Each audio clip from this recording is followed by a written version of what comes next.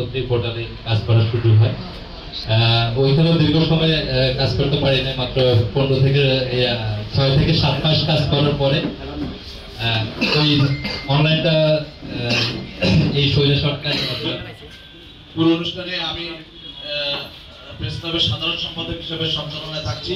পরিবারের পক্ষ থেকে আমরা স্বাগত জানাই। আমাদের মাঝে উপস্থিত আছেন পুনর্নির্বাচিত সাধারণ সম্পাদক, প্রেস ক্লাবের সাবেক সভাপতি আলহাজ মোস্তাকুর রহমান।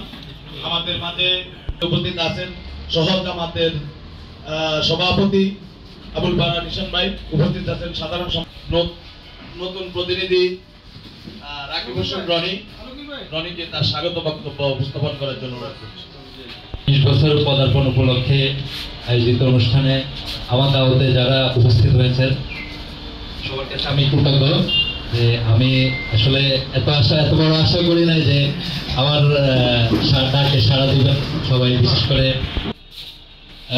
প্রয়াত সাংবাদিক যারা ইতিমধ্যে মরহুম হয়ে গেছেন, তাদের আমরা 24-এর গণ অভ্যুত্থানে যারা নিহত হয়েছে তাদের আত্মার মাগফিরাত করি এবং যারা অসুস্থ হয়ে এখনো কামনা করি, তাদের জন্য দোয়া করি। আসলে বৈশাখী টেলিভিশন সবাই জয়েন করে বৈশাখী টেলিভিশনের